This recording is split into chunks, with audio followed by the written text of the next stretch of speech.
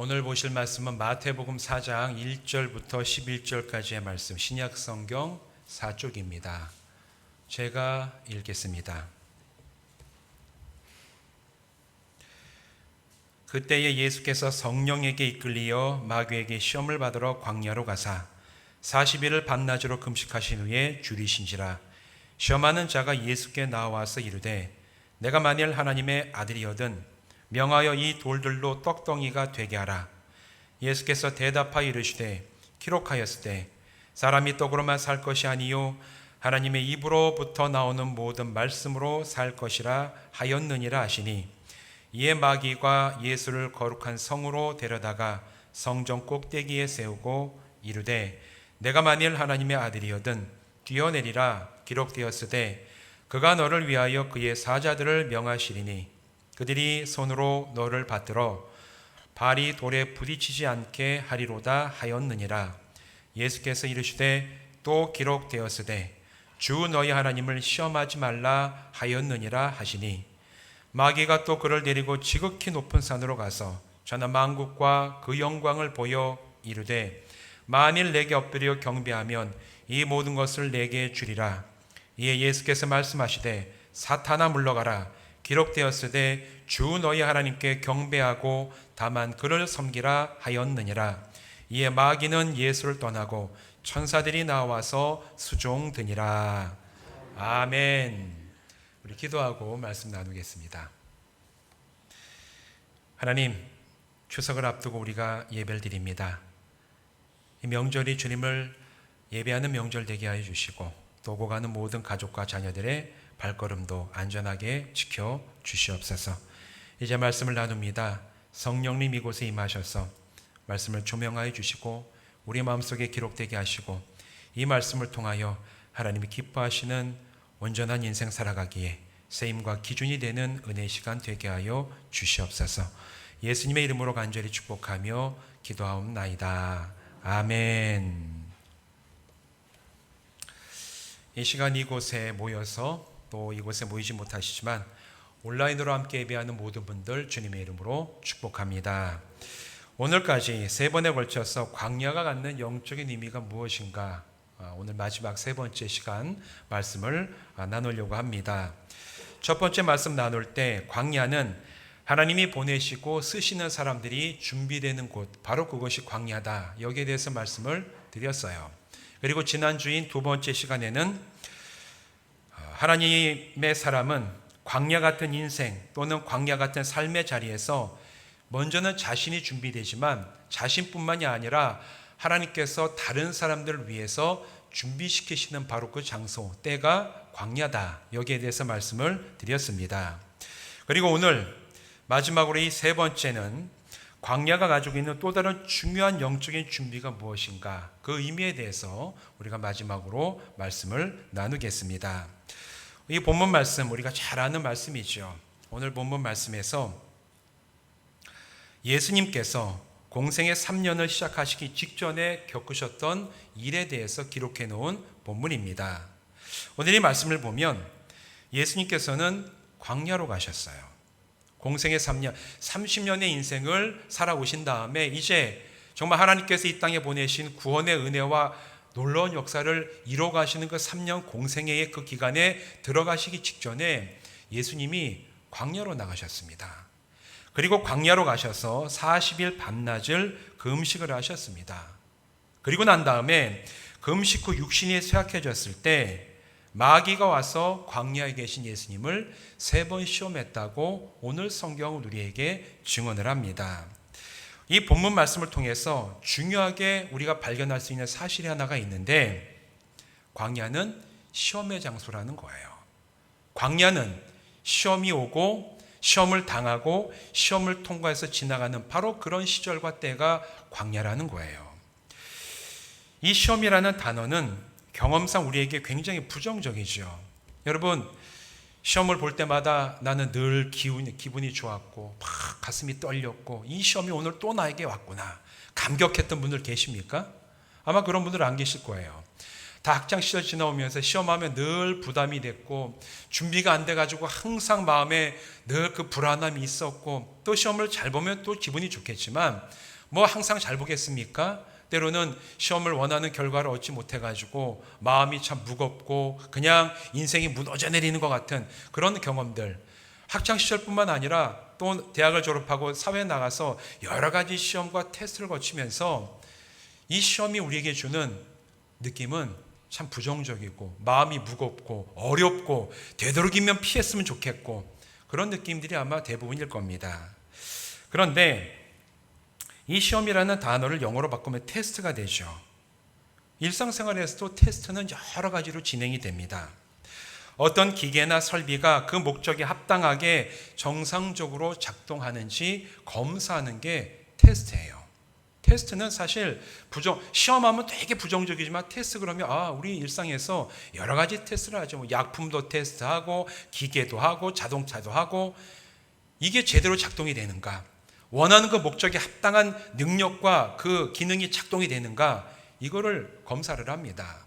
지난주 수요일 날 우리나라에서 굉장히 중요한 테스트가 하나가 있었어요. 아마 뉴스 보신 분들은 다 아실 텐데 우리나라의 국산 기술을 가지고 설계해서 만들어 놓은 해군의 잠수함 도사 난창함이라는 게 우리나라에 만들었는데 이 잠수함에서 탄도미사일을 발사하는 시험을 수요일 날 했습니다. 이게 성공을 했어요. 우리는 그냥 그렇구나 하지만 이게 굉장히 의미가 있는 게 유엔에 등록되어 있는 국가가 193개입니다. 이 지구상에 있는 국가가 유엔이 인정한 국가는 193개 나라 중에서 탄도미사일 잠수함을 가지고 자기 나라를 지킬 수 있는 나라는 7개 나라밖에 없어요. 우리나라 포함해가지고 7개 나라만이 이 잠수함을 가지고 탄도미사일 쏴서 나라를 위협하는 적들을 쳐부술 수 있는 기술을 가지고 있는, 만들 수 있는 나라는 굉장히 드문 고난이도의 기술의 이제 무기인데, 이게 우리나라가 드디어 실험에 성공해서, 테스트에 성공해서 발사해서 원하는 위치에 정확히 타격할 수 있는 능력을 갖춘 나라가 됐다 해가지고 지난 수요일에 뉴스에도 계속 나오고, 전 세계적으로 대한민국이 이런 능력을 가지고 있었는가, 옆에 이웃 나라인 중국이 굉장히 위협을 느끼고 일본도 굉장히 배합하는 그런 기술을 우리나라가 갖추게 됐어요. 자랑스럽죠. 저는 해군 출신이라서 더 자랑스럽습니다. 이제 우리나라가 옛날에 그리 힘이 없어가지고 계속해서 침략당하고 전쟁이 끊이지 않았던 그런 나라였는데, 이제 점차 우리나라가 스스로가 자주국방할 수 있는 이 능력들이 개발되고 테스트에서 그 능력이 충분히 검증되는 걸 보면서 참 우리나라의 한 국민으로서 자부심도 느끼고 참 자랑스러움이 있어요. 이게 뭐냐? 테스트에 성공했다라는 겁니다. 아무리 굉장히 좋은 기술을 만들어냈다고 할지라도 테스트를 통과하지 못한 기술은 쓰일 수가 없어요. 시험, 그 테스트를 통과하지 못하면 목적에 합당한 능력을 발휘하지 못한기 때문에 그렇습니다. 근데 영적인 차원에서도 마찬가지입니다. 믿음이 진짜 믿음이 언제 드러나는지 아십니까? 시험을 통과하고 테스트를 이겨내면서 내 안에 있는 믿음이, 저 사람의 믿음이 진짜 믿음이구나, 이것을 스스로가 하나님 앞에서 인정받고 능력을 발휘하는 겁니다. 시험을 통과하고 테스트를 이겨내면서 한 사람의 영적인 능력, 이 사람의 믿음, 이 사람의 헌신, 이 사람의 이 사랑, 이 사람의 하나님에 대한 그 뜨거움이 진짜구나 라는 것을 정말 인정받고, 그리고 능력이 있음을 사람들 앞에서 드러내고 이제 하나님 앞에 인정받을 수 있는 영적인 차원에서도 테스트와 시험이 있게 된다는 얘기예요. 그래서 예수님께서도 하나님 나라의 복음을 전하시기에 앞서 광야에서 금식하신 후에 시험을 이겨내시고 구원자의 사명을 이후 3년 동안 위대하게 감당하시고 마침내 모든 인류를 위해서 십자가의 그 은혜를 완성하신 것이 복음서가 전하는 예수님의 생애와 사역입니다. 불편하고 모든 것이 부족한 광야에서 사람은 약해질 수밖에 없어요. 예수님도 이 광야에 나가서 40일을 반나절로 금식하신 다음에 육신이 쇠약해지셨다라고 성경이 얘기하고 있어요.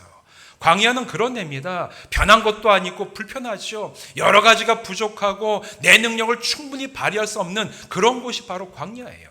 광야를 지나면 쇠약해져요.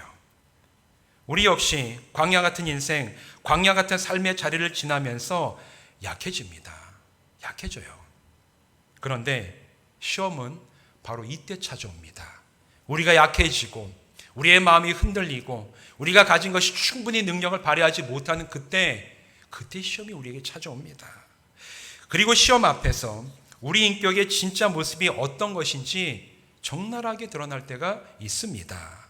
광야에서의 시험은 한 사람이 가지고 있는 믿음의 수준이 어떤 것인지도 드러나게 하는 역할을 행합니다. 광야에서 시험 당하기 전에는 우리 모두가 가지고 있는 믿음이 다 좋아 보이고 비슷비슷해 보여요. 그러나 시험을 통과하게 되면 그렇게 비슷해 보이던 믿음의 진짜 모습이 어떤 것인지를 각자의 삶 가운데 드러내게 된다는 얘기예요. 평소에는 든든한 믿음의 사람처럼 보이는 사람이 시험을 통과하면서 비신앙적이고 그 믿음이 막 흔들리는 것을 보면서 놀랄 때가 있습니다. 저분의 믿음이 저랬구나. 참 어떻게 보면 목회자로서 큰 책임을 통감하면서, 왜냐하면 사람이 눈으로 사람의 그 믿음의 실체를 볼 수가 없어요. 하나님은 보시겠지만 사람은 보기 힘듭니다. 그래서 평상시에는 그렇게 깊은 뿌리가 있는 것 같고 튼튼해 보이지만, 신앙의 연륜이 오래된 것처럼 보이지만, 시험을 통과하면서 흔들리고 넘어지고 좌절하는 모습 보면서 참 마음이 무겁고 아픈 그런 경험을 할 때도 있지요. 그 반대 경험도 있어요. 평상시 보기에는 그냥 저분이 참 믿음이 있는가, 정말 말씀을 믿는가, 그런 생각이 드는 분들도 있는데, 오히려 그런 분들이 때로는 시험을 맞닥뜨리고 그 시험을 통과해 가는데 굉장히 정말 깊은 믿음을 보이면서 그 신앙의 어떤 연단을 통과해 가는 걸 보면서 사람은 겉으로 보이는 대로 평가해서는 안 되겠구나 라는 걸 제가 깊이 정말 하나님 앞에서 깨달았던 적도 있습니다. 시험은 이처럼 각 사람이 가지고 있는 인격, 믿음, 신뢰가 무엇인지를 진짜 모습을 보여주게 됩니다. 시험을 통과하여 보이는 그 믿음이 정말 그 사람의 믿음이에요. 왜냐하면 광야를 지나가면서 시험을 겪게 될 때 그때말로 그 사람이 진짜 무엇을 의지하는지를 알게 되기 때문에 그래요. 평상시 말이 아니라 어려울 때, 위기 상황 가운데서 내가 진짜 무엇을 의지하는지, 하나님을 의지하는지, 사람을 의지하는지, 내가 재물을 의지하는지, 아니면 말씀을 의지하는지 평상시에 잘 몰라요. 위기가 오고 시험을 통과해 가면 그게 진짜 드러나게 됩니다. 또한 가치관과 우선순위가 어디에 놓여 있는지를 알게 되는 게 또 시험이에요. 영적인 기초 위에서 그 사람이 정말 어떤 시험에서도 하나님을 선택하고 영적인 가치를 따라가는지, 아니면 위기 앞에서 세속적인 가치를 따라가는지를 드러내게 하는 게 또한 광야에서 만나는 시험이라는 거예요. 출애굽했던 이스라엘 백성이 정확히 이런 과정을 따라갔습니다. 여러분, 우리는 이스라엘 백성이 어떻게 출애굽하게 됐는지 이 출애굽기 읽으면서 잘 알고 있죠. 하나님께서 애굽에 내리셨던 그 놀라운 능력 10가지 재앙을 보면서 이들은 애굽을 걸어서 떠났습니다. 그리고 그들이 가다가 이스라엘 백성을 앞에서 막고 있었던 홍해가, 모세가 그걸 가리키면서 지팡이를 내리자 홍해가 갈라지면서 그 바다 가운데를 마른 땅같이 밟고 지나갔더라라고 성경은 기록하는 그 놀라운 기적을 목격하면서 홍해를 지나갔어요. 이스라엘 백성은 그런 놀라운 체험, 엄청난 기적을 경험했습니다. 그런데 광야로 들어선 후 얼마 가지 않아 어려움 즉 시험을 만날 때마다 이스라엘 백성은 영적인 테스트에서 계속 실패를 합니다. 시험을 통과하지 못하는 거예요. 음식과 물이 떨어졌을 때 그들이 모세에게 화를 내면서 불평하며 덤볐어요. 우리를 여기서 죽이려고 하냐? 차라리 애굽에 내버려 뒀더라면 우리가 그 가마 옆에서 거기서 자랐던 부추와 고기를 먹으면서 지냈을 텐데 지금 여기 데려와가지고 우리 다 죽일 셈이냐? 막 소리 지르며 불평하며 심지어 돌로 그냥 모세를 때려 죽이려고 하는 그런 모습을 이스라엘이 보냈죠. 그리고 하나님께서 도우신다는 그 사실을 불신해서 그들이 이제 광야를 지나서 가데스 바네아라는 곳에 가서 이제 가라, 가나안 땅을 너에게 주실 것이다. 요셉 여호수아와 갈렙이 부르짖으며 가라고 얘기했을 때 이들은 하나님이 함께 하신다는 사실을 믿질 않았어요. 그래가지고 약속으로 주신다는 그 가나안 땅에 들어가기를 거부했습니다. 이스라엘 백성이 그런 모습을 보였어요. 심지어 모세가 하나님을 만나러 시내산에 올라가서 한동안 내려오지 않자 하나님이 함께 하신다는 그 사실을 불신하면서 그들이 애굽에서 보았던 금송아지 신상을 만들어 놓고 이게 우리를 인도한 의 하나님이다, 그리고 그 앞에가 다 절을 하면서 춤추는 그런 일들을 벌였던 게 애굽을 떠나왔던 이스라엘 백성들의 영적인 수준이자 그들의 믿음의 모습이었습니다. 이것이 광야를 지나며 드러난 이스라엘 백성의 수준이었어요. 결과가 어떻게 됐습니까? 결국 그들은 광야에서 모두 죽었어요. 40년을 그들이 광야를 돌면서 그들이 애굽을 나올 때 어른으로 애굽의 그 잘 살던 애굽의 찬란한 문화를 그리워하고 하나님을 불신하고 모세를 박해하고 하나님이 함께 하시는 것을 확신하지 못했던 그들은 그들의 신앙의 수준 따라서 다 광야에서 죽었다. 성경은 그렇게 얘기를 합니다. 여러분, 우리 역시 동일합니다. 광야에서 시험을 당할 때 비로소 자신의 신앙의 본바탕이 드러나요. 광야에서 시험을 당할 때 내가 예상치 못하고 내가 약하고 부족하고 힘들고 지칠 때 그때 진짜 내 믿음의 가장 최저선이 어디지 그때 비로소 드러난다는 얘기입니다. 주인 대신 하나님을 신뢰하는지 아니면 재물이나 사람을 더 의지하는지 그때 알게 돼요. 하나님이 주신 소망이 오늘 나를 이끌어가는 이 힘이 되는 것인지 아니면 이 세상의 즐거움이나 세상의 성공이 나의 삶을 이끌어가는 가장 중요한 원동력인지 시험을 통과하면서 우리는 알게 됩니다. 그리고 무엇보다도 하나님의 말씀을 내가 신뢰하는지 아닌지가 명확하게 드러나는 곳이 바로 광야의 시험의 자리예요. 이 시대를 휩쓰는 코로나 상황이 시험 같아서 우리 신앙을 돌아보게 만듭니다. 작년과 올해 코로나 이것 때문에 얼마나 우리가 불편하고 또 사업적으로 인간관계 속에서 여러 가지 상황에서 일상의 삶을 회복하지 못하는 게 벌써 거의 2년이 다 돼가고 있지 않습니까? 예배할 때도 모이는 것이 힘들고 어렵습니다. 그런데 이 코로나 상황으로 인해서 우리의 신앙의 모습이 어떤지가 하나님 앞에서 저는 드러난다고 확신을 합니다. 어떤 분들은 예배를 나오고 못 나오고 비대면 예배에 나오고 여기 모이는 예배에 나오는 사람은 신앙이 있고 안 나오는 사람은 신앙이 없고 이걸로 나누는데 여러분 그게 그 신앙의 기본적인 차이가 아니에요. 그게 신앙의 궁극적인 나누는 기준이 될 수가 없습니다. 더 근본적인 모습, 더 근본적인 우리 신앙의 모습을 볼 수 있는 어떤 면에서 영적인 시험이 이 코로나 시대에 우리에게 주어졌다는 얘기입니다. 코로나 시대에도 여전히 하나님을 신뢰하는가? 하나님이 역사의 주인 되시는데 이 모든 상황이 결국 하나님께서 이기게 하실 것인 그 믿음이 오늘 내 믿음 가운데 있는가? 여전히 코로나 시대에도 그 믿음을 내가 붙잡고 살아가고 있는가? 또 코로나 시대에 정말 얼마나 우리가 힘듭니까? 감사하는 게 참 쉽지가 않아요. 그럼에도 불구하고 주님, 여전히 저는 주님 앞에서 감사합니다. 주님 찬양합니다. 그런 감사와 기쁨이 내 마음속에 지금도 흔들리지 않는 뿌리를 내리고 있는가? 비록 우리가 모이지는 못하지만 여기 모여가지고 예배하고 뜨겁게 찬송하고 기도하고 그런 시간들은 다 제약이 있지만 그러나 모이는 시간이 적어지기 때문에 하나님이 만나는 시간이 나의 삶 속에서 내 일상의 자리에서 가정에서 직장에서 학교에서 거기에도 임하신 하나님을 오늘 내가 찬양하고 거기서 하나님을 찾고 있는가?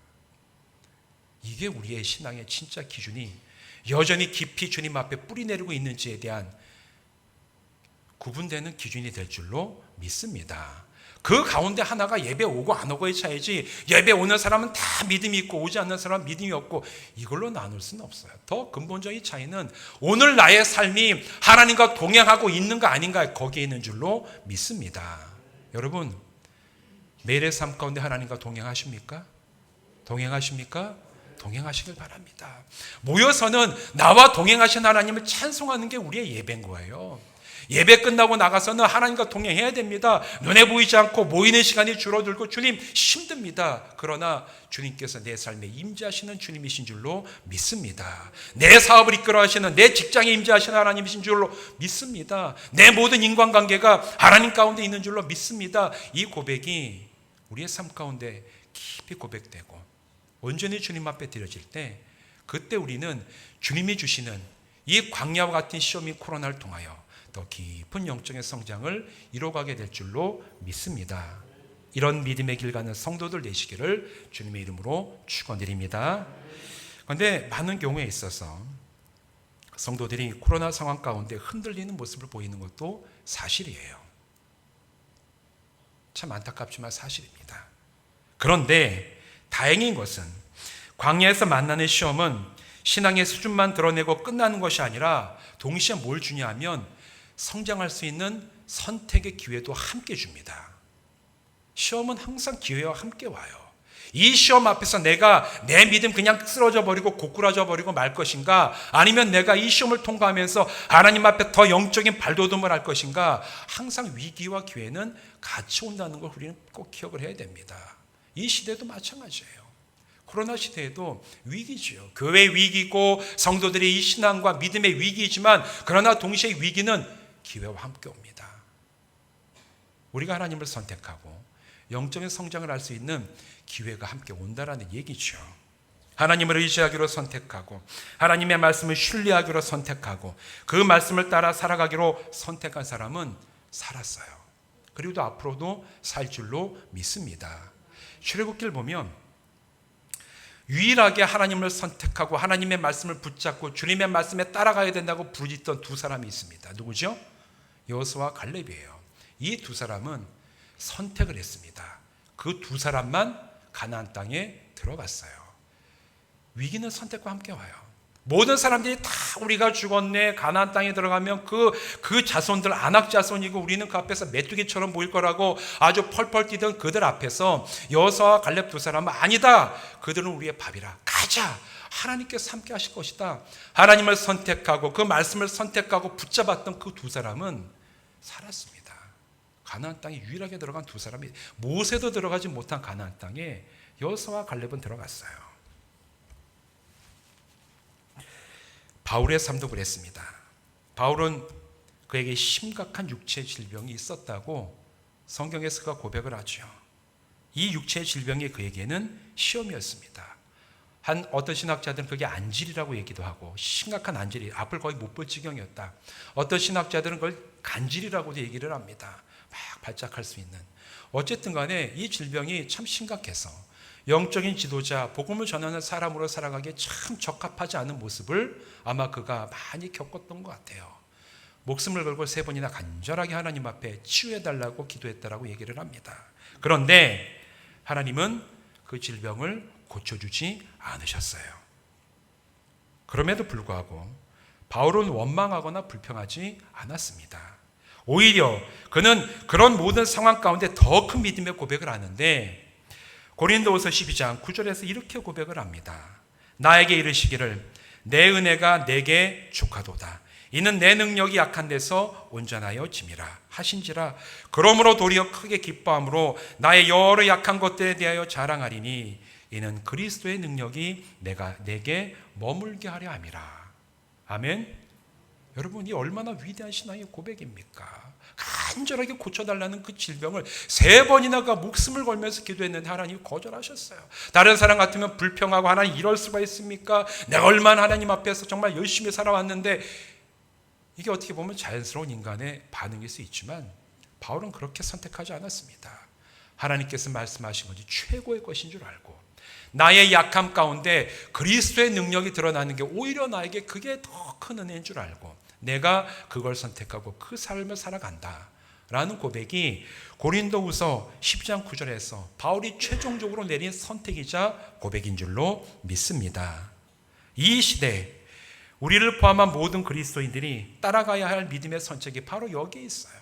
우리도 하나님을 선택하고 예수 그리스도를 선택하고 나의 이 평범하고 약한 삶에서 주님의 능력이 드러나기를 선택하고 그런 삶을 살아가는 인생, 우리가 살아가야 될 믿음의 삶인 줄로 믿습니다. 광야를 지나며 시험 앞에 설 때 하나님을 선택하고 믿음으로 반응하는 성도들에게 바울과 동일한 고백과 은혜가 풍성하게 임하시기를 주님의 이름으로 축원드립니다. 그런데 시험 앞에서 하나님을 선택하고 믿음으로 반응하기 위해서는 힘이 있어야 돼요. 힘이 있어야 됩니다. 힘이 없으면은 하나님을 선택할 수도 없고 우리에게 능력이 없죠. 그럼 그 힘이 어디에서 옵니까? 어디에서 오냐면 하나님의 말씀에서 옵니다. 하나님을 신뢰한다는 것은 하나님의 말씀을 신뢰한다는 것이에요. 따라서 하나님의 말씀을 믿고 붙잡고 따를 때 그 말씀이 시험을 지나가는 성도에게 힘이 되고 그 말씀이 현실이 될 줄로 믿습니다. 오늘 읽은 이 말씀 본문을 보면 40일의 금식 후 여전히 광야에 계시던 예수님께 마귀가 오죠. 찾아옵니다. 와서 3번을 시험을 합니다. 40일을 굶주린 예수님이 심히 시장한 것을 알고 육신의 약함을 노리고 돌로 빵을 만들어 보라, 이렇게 시험을 하죠. 첫 번째 시험이었습니다. 두 번째는 예수님을 성전 꼭대기에 데리고 가지고 뛰어내려 보라, 천사들이 도울 거라고 이 성경에 기록되어 있는 네가 하나님의 아들이면 한번 뛰어내려 봐. 그럼 천사들이 돕는 걸 보면서 내가 너 하나님의 아들인 것을 인정할게. 두 번째 시험이었습니다. 세 번째 시험은 마지막으로 자기에게 절하면 세상의 모든 권세와 영광을 다 주겠다라고 높은 산에 올라가서 세상을 바라보면서 예수님에게 유혹을 합니다. 호락호락한 시험이 아니에요. 하나하나 다 심각하고 치명적이며 인간이라면 누구나 마음이 흔들릴 수밖에 없는 그런 유혹으로 3번을 시험을 합니다. 여기에 대해서 예수님께서 대답을 하시죠. 3번에 걸쳐서 대답을 하시는데 4절에서 기록되었으되 사람이 떡으로만 살 것이 아니요 하나님의 입으로부터 나오는 모든 말씀으로 살 것이라 하였느니라. 첫 번째 시험에 대한 예수님의 대적이었어요. 두 번째 성전에서 뛰어내리라는 그 시험에 대해서 말씀하시죠. 또 기록하였으되 주 너희 하나님을 시험하지 말라 하였느니라. 마지막으로 높은 산에서 절하면 다 이 나라 영광을 줄게라는 시험 앞에서 10절의 말씀 이렇게 말씀하십니다. 사단아 물러가라. 기록되었으되 주 너희 하나님께 경배하고 다만 그를 섬기라 하였느니라. 여러분, 예수님께서 시험을 이기신 것에는 공통점이 있어요. 뭔지 발견하셨습니까? 하나님의 말씀으로 마귀를 대적하고 시험에서 이기셨습니다. 예수님이 능력이 없으셨어요. 아니요, 예수님은 하나님의 아들로 자기의 능력도 마귀를 충분히 멸할 수 있는 능력이 있는 분이셨어요. 그럼에도 불구하고 자기 이름으로 자기의 능력으로 명하신 것이 아니라 예수님은 하나님께서 이미 이게 신명기에 다 기록되어 있는 말씀인데 신명기의 구절 하나하나를 들어서 마귀를 대적하시고 하나님의 말씀을 들어서 마귀를 물리치셨다라고 성경은 증거하고 있습니다. 공통점은 그거예요. 하나님의 말씀이 능력이고 하나님의 말씀이 우리에게 힘이 되는 줄로 믿습니다. 여러분 다시 묻습니다. 시험을 이기는 능력이 어디에서 옵니까? 하나님의 말씀에서 오는 거예요. 예수님도 하나님의 말씀을 신뢰하고 그 말씀으로 시험을 물리치셨어요. 하물며 우리와 같이 약하고 평범한 사람에게는 얼마나 더 말씀의 능력이 필요하겠습니까? 우리와 같은 사람에게는 얼마나 더 말씀의 능력이 필요하겠습니까? 하나님의 아들이셨던 예수님, 자신의 능력으로도 충분히 대적 가능하셨던 예수님도 하나님의 말씀을 붙잡고 그걸로 이기셨는데 우리 같은 사람에게는 얼마나 더 하나님의 말씀이 필요하겠습니까? 바로 여기에 시험을 이기는 비밀이 있습니다. 여러분, 광야를 지나며 만나는 시험은 나의 힘으로 이기는 시험이 아니에요. 광야를 지나가며 만나는 시험은 원래 내가 가지고 있던 내 의지와 내 능력 가지고 이기는 게 아닙니다. 하나님의 말씀의 능력으로 이기게 될 줄로 믿습니다. 하나님께서 약속하신 말씀들이 지금 나에게 이루어졌고 또 하나님이 주신 약속들이 앞으로도 변함없이 이루어질 것을 내가 알기에 오늘 나는 어떤 상황 가운데서도 그게 형통한 길이든 시험 앞에 서는 것이든 상관없이 오늘 나는 그 말씀을 신뢰하고 그 말씀에 순종하기를 선택합니다. 이게 바로 믿음이에요. 믿음이 다른 게 없어요. 하나님께서 이 말씀이 나에게 이미 이루어졌습니다. 구원이 이루어졌고 나에게 삶의 주인 되심을 내가 이루어졌습니다. 그리고 이 말씀이 앞으로도 성실하게 이루어질 줄로 나는 확신하며 압니다. 그래서 나는 어떤 상황 가운데 있더라도 하나님을 선택하고 하나님의 말씀을 붙잡고 그 말씀에 순종하기를 오늘 내가 선택합니다. 이게 믿음이에요. 여러분, 믿음의 사람 되시길 주님의 이름으로 축원드립니다. 하나님은 오늘도 광야를 지나며 시험을 만나는 성도들에게 하나님의 말씀을 주십니다. 성경을 읽을 때 하나님께서 그 말씀 속에서 우리에게 힘을 주시고, 또 기도할 때 읽었던 말씀을 통하여 기억나게 하시면서 우리에게 은혜를 주시고, 또 예배할 때 우리가 듣고 나누는 그 말씀을 통해서 우리에게 나아갈 길을 알려주시는 하나님이신 줄로 믿습니다. 하나님 그런 분이세요. 거기에만 해당됩니까? 또 우리가 믿음의 형제자매들과 이야기할 때 그들의 입술을 통해서 우리에게 힘을 주시는 말씀을 주시는 분이십니다. 성도들이 그 말씀을 반응하고 그 말씀을 붙잡고 기억함으로 하나님의 말씀을 통해 부으시는 하나님의 은혜와 능력을 경험하게 하시는 분이 바로 하나님이세요. 능력은 바로 거기에서 옵니다. 그리고 우리가 하나님의 말씀에 정말 믿음으로 반응하고 그 말씀을 붙잡고 그 말씀 따라 살아가기를 선택할 때 하나님의 말씀은 오늘 우리의 삶 가운데 현실이 되는 기적을 베풀어 주시는 줄로 믿습니다. 여러분, 광야의 시험을 지나가며 할 일은 말씀을 가까이 하며 그 말씀에 믿음으로 반응하는 거예요. 그럴 때 우리 역시 시험을 이기며 영적으로 성장하게 되는 놀라운 은혜의 경험을 취하게 될 줄로 믿습니다. 사랑하는 성도 여러분, 오늘 여러분 광야를 지나가며 시험 앞에 서 있습니까? 때로는 내 지식과 내 능력과 내가 가지고 있는 인간관계를 해결하지 못하는 그런 어려움 앞에 서 있습니까? 그렇다면 여러분 성경을 가까이 하십시오. 하나님 오늘 나에게 어떻게 말씀을 하시는지, 오늘 나에게 이 말씀을 통하여 어떤 위로와 어떤 소망과 어떤 미래를 약속하여 주시는지 여러분 더 가까이 성경을 가까이 하시기 바랍니다. 그리고 그 말씀을 붙잡고 여러분 더 깊은 기도의 자리로 나가십시오. 그리고 서로가 서로에게 말씀을 가지고 서로 사랑하고 격려하시길 바랍니다. 이게 오늘 우리에게 주어진 사명이에요. 그리고 여러분에게 주시는 그 말씀 끝까지 붙잡으시기 바랍니다. 그 말씀이 바로 여러분을 어떤 시험 가운데서도 이기게 하는 능력이 돼요. 여호수아와 갈렙처럼 모든 사람들이 다 아니라고 하는 그 상황 가운데서도 끝까지 하나님을 선택하고 말씀을 의지했던 그들이 결국 하나님께서 살려내시는 놀라운 은혜를 체험했던 그 은혜가 여러분의 삶에 임하게 하시기를 주님의 이름으로 축원드립니다. 하나님의 말씀을 믿음으로 붙잡고 반응하여 어떤 시험이 와도 주님을 본받아 능히 이겨내므로 주님 광야는 말씀에 대해서 우리의 믿음이 준비되는 곳이었습니다. 주님, 이 광야를 지나가며 주님 제가 더욱 크게 주님을 의지합니다. 이런 믿음의 고백이 이 시험을 다 이겨내고 뒤돌아봤을 때 감사함과 기쁨으로 하나님 앞에 올려드리는 우리 모두의 삶이 되시기를 주님의 이름으로 축원드립니다. 기도하시겠습니다. 하나님 감사합니다. 우리를 부르시고 하나님께서 주신 말씀에 있는 모든 것들을 하나하나 이루어 주시고 또 약속하여 주심을 감사를 드립니다. 또 우리가 감사한 것은 하나님 때로 우리가 광야와 같은 시험을 만날 때 그 말씀이 우리에게 힘이 되고 능력이 되게 하시니 주여 감사를 드립니다. 이 코로나 시절 어려운 이때를 지나가면서 우리가 하나님을 선택하고 말씀을 붙잡습니다.